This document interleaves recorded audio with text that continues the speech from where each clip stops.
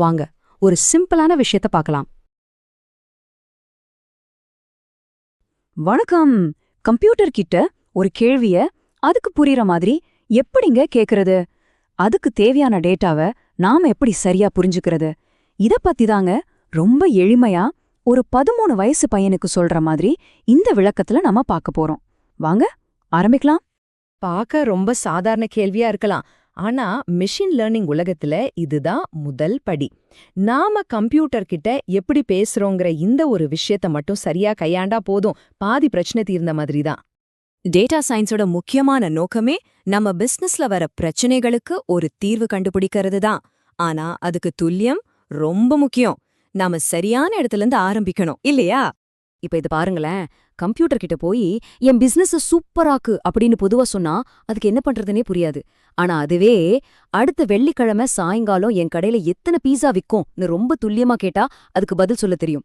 பாத்தீங்களா அந்த வித்தியாசத்தை? ஆக விஷயம் ரொம்ப சிம்பிள். நாம எவ்வளவு கூர்மையா எவ்வளவு தெளிவா கேள்வி கேட்கிறோமோ அந்த அளவுக்கு கம்ப்யூட்டர் நமக்கு அடுத்து என்ன செய்யணும்னு ஒரு தெளிவான வழியை காட்டும். சரி, இப்போ நம்ம கிட்ட ஒரு நல்ல ஷார்ப்பான கேள்வி இருக்கு. ஆனா கேள்வி மட்டும் இருந்தா போதுமா? ஒரு வண்டி ஓட எரிபொருள் வேணும் இல்லையா? அதே மாதிரி இந்த கேள்விக்கு பதில் கண்டுபிடிக்க ஒரு எரிபொருள் வேணும். அதுதாங்க டேட்டா. மெஷின் லேர்னிங்ல ஒரு பெரிய ரகசியம் இருக்கு. அதாவது நீங்க கொடுக்கற டேட்டாவோட அளவை விட அதோட தரம் தான் ரொம்ப முக்கியம். நீங்க 1,00,000 குப்பை மாதிரி தகவல்களை கொடுக்கறத விட 1000 சரியான தரமான தகவல்களை கொடுத்தீங்கன்னா போதும், கம்ப்யூட்டர் ரொம்ப துல்லியமா எதிர்காலத்தை கணிக்கும். டேட்டாவை சேகரிக்கும் போது அது என்ன வடிவத்துல இருக்குன்னு பிரிக்க தெரியணும். இது ஒரு முக்கியமான டூல் கிட் மாதிரி. இதுல மொத்தம் 4 கருவிகள் இருக்கு. வாங்க அது என்னன்னு பார்க்கலாம். நாம பார்க்க போற 4 டேட்டா வடிவங்கள் இதுதான். 1 பெயர்கள், 2 எண்கள், அப்புறம் கொஞ்சம் குழப்புற மாதிரி எண்கள் மாதிரி தெரிகிற பெயர்கள், கடைசியா எண்களா மாத்தக்கூடிய பெயர்கள். வாங்க ஒவ்வொன்னா என்னன்னு விரிவா பார்க்கலாம். முதலாவது பெயர்கள். இது ரொம்ப சிம்பிள். சோனியா, சாக்லேட், ஏர்ஃபோர்ஸ் 1 இந்த மாதிரி எழுத்துக்களால வர்ற எந்த தகவலுமே இந்த வகையைச் சேர்ந்ததுதான். இது ஒரு பொருளை அடையாளம் காட்ட உதவுது. இரண்டாவது வகை எண்கள். இதுதான் உண்மையான நம்பர்ஸ்.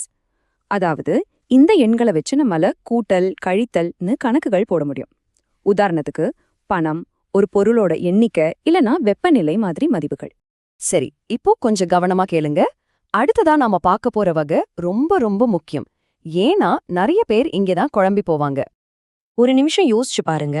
உங்க ஏரியா பின்கோடு இருக்கு இல்லையா, அது ஒரு எண் அப்படிங்கிற வகையில வருமா? இல்ல, அதுதான் நம்மளோட 3வது வகை, எண்கள் மாதிரி தோற்றமளிக்கிற பெயர்கள்.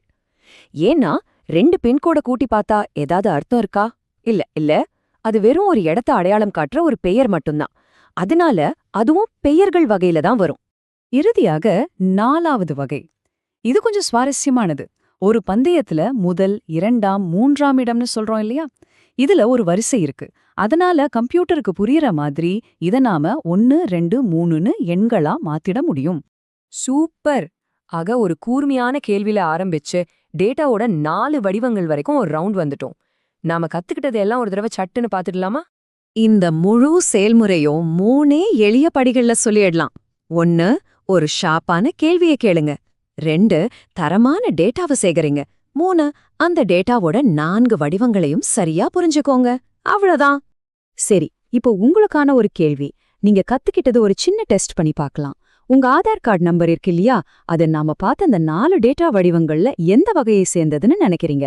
யோசிச்சு பாருங்க. இது போன்ற தொழில்நுட்ப விளக்கங்களோடு மீண்டும் சந்திப்போம். நன்றி. இந்த வீடியோ உங்களுக்கு பிடிச்சிருந்ததுன்னா லைக் பண்ணுங்க, ஷேர் பண்ணுங்க, சப்ஸ்கிரைப் பண்ணுங்க. தேங்க்யூ ஃபார் வாட்சிங்.